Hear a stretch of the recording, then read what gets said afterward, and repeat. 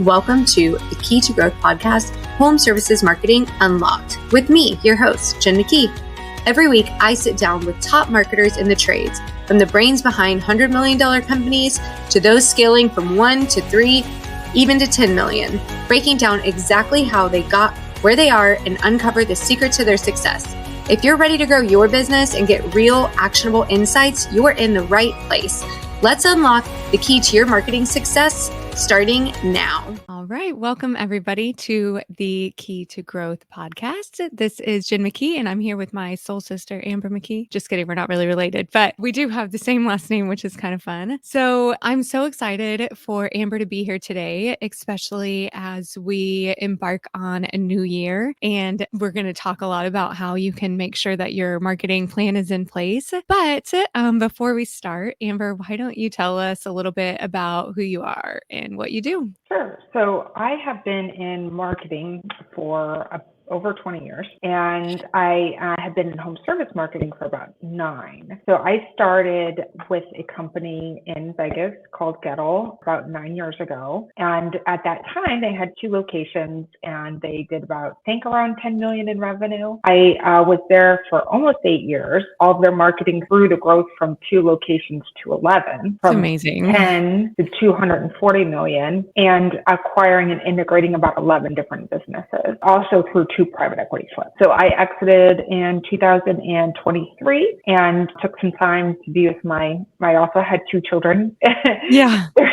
During that, 2 babies. And so I took some time off, and then I decided to go into what I am most passionate about, which is really partnering with businesses to grow operations with strategic marketing. So I founded Amber's Marketing Group, and now I touch about 500 million in revenue a year in just coaching, counseling. And then I also have a team that can fully execute marketing plans as like an outsourced marketing department. So I do a mix of both strategic planning for businesses, and then they execute ongoing coaching and also full service marketing. That's amazing. And definitely being a part of Goettl is everybody knows who they are in this industry and the incredible growth. And what is the word that I'm looking for? They're a leader in what's possible. And so that's awesome. Is there anything like just the number one thing that you learned or what their silver bullet was? Everybody's always looking for the silver bullet. Sure. So we were very goal oriented. So we would set, here's what we're going to accomplish. And then we would back into like how we're going to accomplish it. And then we had coaches that were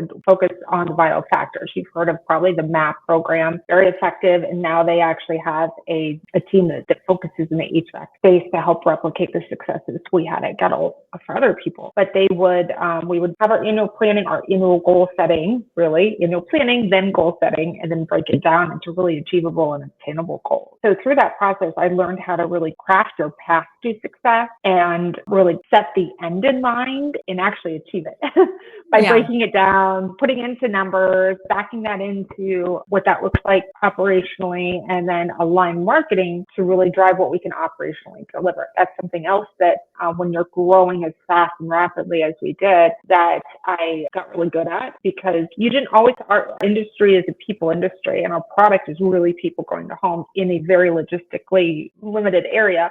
So I really understanding like what operationally you can run and deliver on and drive revenue for, and how that aligns with marketing, and having that really close relationship with your GMs or your branch managers and also your call center is really important to being able to drive the marketing, to drive the right type of leads, to drive the revenue. Right, for sure. Okay, so obviously that's kind of like probably what you do now, right? Is it set this whole plan in motion and then work backwards. So what strategies are you seeing being effective in helping trades companies grow in competitive markets? So one of the things I would say is, make a plan, obviously. That's super important. And from a marketing standpoint, set your budget and your parameters with your employees, and then let them be free to drive the leads and do the marketing to drive the leads. And also maybe put some KPIs in place of lead cost, what the number of leads are, and make sure that they have transparency into those numbers and are disciplined with looking at them and reporting them. Marketers are very passionate about creating, and sometimes they can be, really, like campaign creation and placement, but maybe not always have the strength of looking at the numbers and really working with operations to understand what they should be driving and course correcting throughout the month. So I would say put your plan together, let them execute, put some KPIs in place for them to report on, and then be disciplined with the reporting and communication between you two. Yeah. I mean, you just said two really powerful things that I think people forget. And number one, like marketing doesn't live on its own. So all of these other pieces have to be in place in order for it to be successful. And then the other thing you said was how important it is to pivot as you're going. Mm-hmm. Because I know that Friends episode where they're carrying the couch up. Yeah. Anytime we have like a really rough week or something, I'd like send everyone that scene from YouTube, like they're like pivot. Yeah. And they get the couch up but they have to work together and they have to pivot together and understand where they need to move together, realize the success. Yeah. I always like to talk about even social media, the part of marketing being like the science experiment. Like you're making an educated guess on what you think is going to work based on the things that but then you have to test it and then you have to look at the data and then you have to change what you're doing or do more of the same based on the data that you're seeing. So I think that's really great. So how do you use employees and empower the team to help influence the success that you're seeing with your clients? Like I was saying, we set the budget. We kind of set the parameters and the campaigns. Like, okay, so we know we need to drive this number of leads for this line of business. Maybe the branch or location is stronger at HVAC and plumbing or vice versa. When we look at, what is the organic lead flow that I have by that line of business and what's the delta? And so what percentage of my marketing should I be investing in driving what we need? We may get a lot of organic plumbing leads,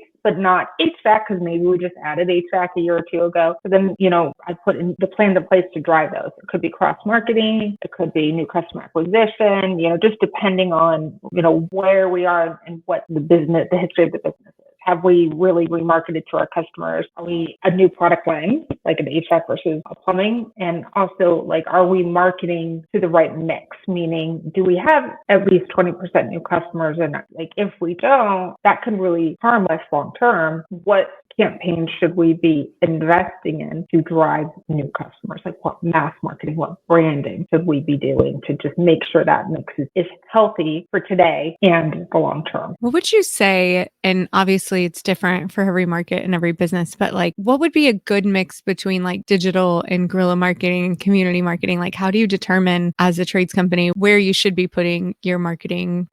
So part of it is what's your capacity to run calls? What market size are you in? Can you if you're in Dallas and you're trying to buy TV or radio, you're going to have to be a $200 million company to effectively reach all of those with multiple locations just geographically. And a suburb, and you have 5 trucks, completely different strategy. You can still mass market brand to zip codes, which has gotten significantly better and better, even, especially over the last 3 years with the ability to target. You can do that, but you just have to look at the strategy differently. So if I'm in a smaller market or I'm in a big market and I only have a few trucks, I would be focusing on what are my core zip codes? What zip codes do I have the most calls in? What's the average ticket of those calls? And then I would go deep into those zip codes. And social is a great way to do that because you can mass market in a very targeted way there to really, help drive the types of leads when you want it. And it's you can turn on and off campaigns very quickly. You can also change graphics very quickly and pivot quickly based on the data that you're getting. If you're trying to do TV or radio or broadcast or billboards or other mass marketing, that learning curve is a lot longer. The production costs are bigger. Right. Time frames are longer. So, to answer your question, it all depends on, what's your goals, what size of market, what's the cost, what's the waste, all those things. Yeah, for sure. I was reading Gary Vee's book, Day Trading Attention, and that's his biggest point with social media is that you can reach so many people without having to spend nearly as much money as you used to have to still on TV and radio, but meaning before this was a possibility, that was one of the only plant-based forms of marketing. And so taking advantage of that is definitely a huge advantage right now. I want to unpack some things. Just Gary Vee talks a lot about organic posting, and you've got organic, you've got boosted, and you've got paid, and they're three completely different strategies. Right. One thing that I encounter sometimes is people, oh, I have social, I do organic posting, and that's not going to drive new brand awareness. No, organic is for building your community and sharing your story and sharing your brand. But yeah, you have to put money behind it in order to reach new people. Yeah, organic is great for recruiting. One of the first things is someone is interested in your company, they're going to look at your culture or your socials. They're going to look at your website, but really they're going to look at your socials. And also, I like it because sometimes when you give a nod to employees, you see that their moms and their aunts are sharing them because they're so proud. Which is also like a good recruiting method. And then there's the boosted and the paid. With boosted brand awareness, with paid, you're like really trying to get conversion to a lead. Yeah. So whenever you are, since we're talking about social media, whenever you are talking to somebody about their overall marketing strategy, with organic social being something that's a lot harder to measure, how do you fit that into a marketing strategy? When does it make sense usually for the people that you're working with? I think we're going to need to pause because it's spinning. I said, so since we're talking about social media, how do you, and with organic being something that is hard to put a direct ROI on, though so many people understand the importance of it, but when you're helping them build out this marketing strategy, how does that fit in? How do you determine that it's time, that it has value? And then how do you determine that value? One is going back to the goals that they have. Like, are they, how many followers do they have? How much recruiting do they want to do? What types of lines of business do they want to influence? And is that being accurately represented in their socials? What is their content like? Are they really providing content that's self-fulfilling or customer fulfilling or employee fulfilling? So that's another thing that I see a lot of people do. It's like, oh, we won this award. Well, good for you. Like, how does that translate into improving the customer's experience and benefiting the customer or your employees? So when I look at organic, I take all those things into consideration and just really help them identify what their true mission and values are, and like hold that into the message that they're putting out there. Like, what's their why? I help them identify what their why is and then map that why into the type of content that they're posting. And that's for organic. And then for boosted, it's a little bit different. Right. So for boosted, then you can take organic content that's performing well and put it in front of the zip codes that you're trying to reach in order to boost your overall brand awareness and new people. Is that what you usually use it for? I do that, and also to drive brand awareness for lines of business and to help communicate what the customer will be experiencing when they interact with the brand and what, our USP. With so much whitewashing of companies, what I'm seeing a lot is, investors are coming in. This is not everybody, but I'm seeing it and some brands are being kind of cleaned. So it's less local and less personal than I recommend. And I'm also very much seeing the people that are not doing that are winning this year. But that is now becoming some of the smaller businesses differentiator to their customer and benefit to the customers. Like, the owner is here, his family is here. They're part of your community. And socials is a great way to pull that out while being as authentic. Yeah, definitely. So let's talk a little bit about planning. So let's just start without making anybody feel like they're really behind. But when is the best time to put your marketing plan together? If you don't have one now. If you do have one, refreshing at Q4 for next year is a great idea. But if you don't have one right now, like, don't wait for anything. Don't one day I'm going to get a new brand book or a new logo. Nope, that's just a logo. That's not a plan. Okay. So one thing I run into a lot is that people they'll have it on their list. Like, we're working through a rebrand. We're going to get a new logo. We're going to get new truck wraps. And they want to not start some type of marketing until after that. Should they still be putting their marketing plan together? And then what things should they wait on and what things should they be doing now? Well, do they need leads today? I know. Yeah. So I've integrated a double-digit number of different businesses into a business very successfully. Starting with a completely different brand and then rolling them into a completely different name and brand. And that I would say there's not a ton. There is value in having a polished brand, but there's more value in putting your name out and getting it in front of people and building that relationship and getting that lead flow and staying active with your existing customers and then rebranding them. Waiting, I think we can all find excuses in life. I certainly didn't go to the gym today. We can all find excuses to prevent us from moving forward and being successful. And I would, ask people to remember what their goals are and with every decision, is this aligning? Is this decision going to get me there? Is this decision going to get me there? Is this really am I truly committed to reaching that? Am I going to overcome anything in my way? Am I going to, think differently from what I have been doing because I'm not at the goal? Or am I going to get that? And I think that those kind of pause statements are going to prevent people from really reaching their goal. And I would just ask, what are you serious about that goal or not? Because if you're not, then you're really going to disappoint yourself in life if you're not really going to get it. Just change the goal a little bit, Yeah. Okay. So if somebody has never created a marketing plan, what things should be on it? What should they be like? How would they start? Start with the end in mind. What's the revenue you want to get? Take a look at where you're currently getting your leads. Take a look at if you have a remarketing program in place. I would probably start with, redating your customers, making sure that you've got that communication set. And then take a look at, how you've traditionally gotten your customers, lean more into that. And then look at the options in your market for branding and take a look at your core areas that you're making revenue in. And then what can you do to reach those customers more? That feels so simple. Just laid out like that. Make a list of your goals. I just, even as an agency sometimes it can feel really overwhelming to come up with a plan if it's something that you've never done before, or if it's adding new things. Or for me, I always struggle with commitment issues.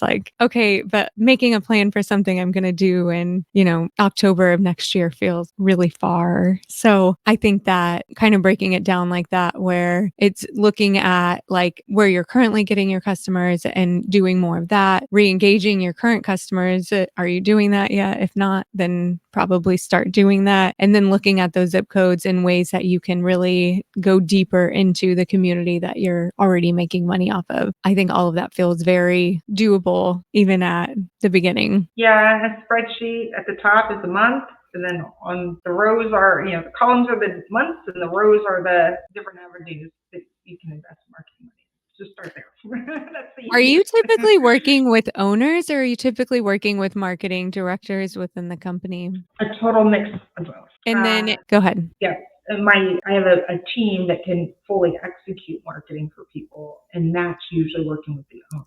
And then on the flip side, I coach and help strategize with marketing directors. Okay, that's great, because I think that there are some owners that maybe aren't ready to bring in a full-time marketing director. So having an option of a team that can actually help them execute is going to be such a difference. And I do warn owners, because I've seen this a lot, of putting people that don't have marketing experience in this role. It's like trying to go to a masseuse for heart surgery. It's very risky. It can jeopardize your entire organization if you're putting someone that really does not understand how to drive leads, which is the core of your business, into that's responsible for that. Not only do they not know what to invest in, they're often overspending in things like pay-per-click or website design, or I've seen weird things like $20,000 in blogs a month that are getting traffic all over the country. Not locally.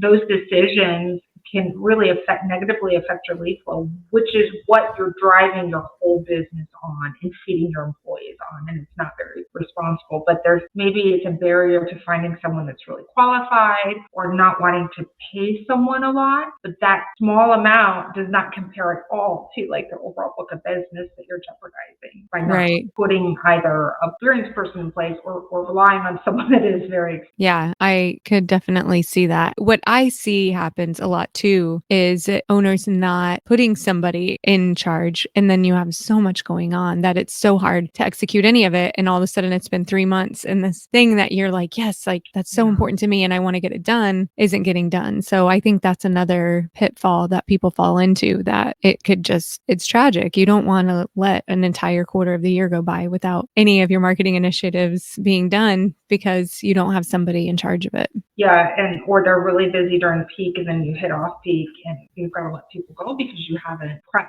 you haven't planned for it. And then when you let them go, when you go into the next year, you can't drive the lead maybe are not planned for because you don't have the employees to do it. Yeah, that's tough. Okay. So talk a little bit about the different seasons and the trends and how do you help people plan for those and how can your marketing plan kind of reflect that? So I look at, I'll just speak for HVAC because plumbing's a little more consistent. Electrical's a little more consistent. For HVAC, peak season is your new customer acquisition time. And then get the customers, convert them great, get a great experience and have a plan to date them after the first date. Right. Have a plan to remarket to them when you're going into off season. Try to sell them a membership. Put them in if you use Service Titan, there's these drip email campaigns or drip text campaigns that you can build that you set it and forget it, and try to carry them into off season. But when I build my plan, I usually am heavier in preseason. Some markets, I live in Texas, February, March. I'm like, it's all, I think my AC is still on.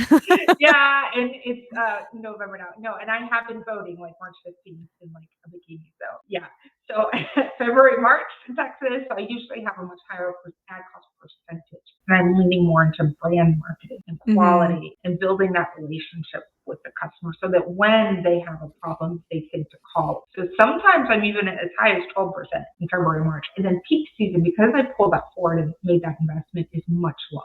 Mm-hmm. Another thing to be cautious of, so peak season digital leads are less. Off season digital leads are more. You can really kind of shoot yourself in the foot if you overspend in pay-per-click in off season to the point where you have diminishing returns. Like you're paying more for the lead than you're profiting off it. You're better to not spend the money or invest the money into building that relationship and branding to your audience so that they think about you and convert when you go into peak. And then, like I've said several times, it's like keeping in front of that customer, continuing to tell them about your other lines of business and that you offer, sending out solo mails 90 days after. I usually try to do one the same month and then 90 days later with offers for them and for their neighbor. And then also, emails and SMS. Yeah, I love that. So what do you suggest a marketing budget percentage should look like? Or do you have a rule? Yeah, so if you're trying to greenfield a business, it's going to be higher, right? Mm-hmm. Because you don't have that customer base. If you've been in business for a long time and have a big customer base, it's going to be lower. So the sweet spot that a lot of the best practice groups put as a KPI is 8%. Mm-hmm. I would say it's really anywhere from 6 to 12, big span. But if you do have a customer database and you want to grow your business 30% year over year, you're going to have a higher ad cost percentage because your new customer acquisition cost is much higher. And you'll have to plan for that. If you have a healthy database, a large database, and you only want to grow 10 to 15%, costs are going to be much lower. You're going to have less new customer acquisition, more remarketing and cross marketing. Yeah. So what are some other kind of like achievable goals for growth in marketing ROI? I always look at, what's my cost per lead? What's my booking rate? What's my RAN call rate? What's my close rate? Because am I driving the right type of customer? And operationally, are we delivering? And average ticket and ROAS. So, I find, pay-per-click does tend to get new customers. Sometimes LSA has a healthy ROAS. So you have customers that probably have something really broken. So they're coming to you. They're likely new customers because they're finding you on the internet. And then so you're going in and fixing a big thing versus, your repeat customers may have lower average tickets because you've already fixed the big things. Yeah. Right. So is there anything that you're seeing? I mean, obviously, like Google's always changing. Social media is changing. AI is bringing all of this new whatever to us. So is there anything that you're seeing that people should be paying more attention to now than they have in the past or less attention to now? I would pay more attention to YouTube pre-roll. social media and its ability to target your core areas and really engage with customers, and just in general OT. Because, our business, media is getting more and more fractured. But, kind of so is our customer base. Like, we want homeowners in this logistical limited area that have homes that are 10 plus years old. In our space, we might think like, heck yeah, that's everybody. No, it's not. It's a limited market. And the better you can, yes, there's a long-term strategy of branding and mass media, but you got to feature people today and tomorrow. So, go after that. And then if you have growth plans, take a look at, what does that translate to? Does that translate to growing to these markets? And I should be then maybe considering radio or something, because the actual cost per person, cost per reach is lower. And even though I have some waste, it still makes more sense. But most of us are not in that position. Most of us are like, okay, I want these zip codes because there's a mountain there or behind there, or I only have 5 guys, or whatever the limitation may be. So I would say that what's new and different, which is amazing, is the YouTube pre-roll, OTT, and targeted social. And it's really underutilized in our industry. Most of it is inexpensive, what you just mentioned, as far as reach. And content, you can create content at a lesser cost than big production. Right, for sure. Okay, so you mentioned something earlier to me before we started recording about kind of like the why behind it, marketing, and why it's so important. So I want you to kind of talk on that a little bit. We are in a unique position that we get to directly influence people's lives. And when I say people's lives, I really mean our employees. Our space is a trade. We're not, the people that are doing the work have not gone to college. Some of them are working, for opportunity and to better their lives and their children's lives. And we are in this unique position that we get to directly influence generation by providing a good work environment and driving the lead for them to have the opportunity to make changes in their life. So, a lot of times I look at, what I do personally and what our business owners get to do is really create this massive influence that's beyond. And, when we're looking at our businesses, why, which we want to tell customers, that really does become your unique selling proposition. That really does become what's different about you that's getting washed out with all this consolidation. Yeah. So like I think you said earlier, it's our responsibility to have a plan. And so that the work keeps coming in. Yeah. So we get to deliver our why and then influence these generations. But how do we do that consistently? That's where the responsibility of, if I have a marketing plan, I can keep these guys busy. I can keep helping their futures and their family. And it kind of ties all the way back to running your business responsibly and having that solid plan to reach those goals. And that's likely one of the goals. Yeah, for sure. So if people want to reach you and get help with their marketing plan, what is the best way to do that? Amber'sMarketingGroup.com. Make it easy. Amber'sMarketingGroup.com.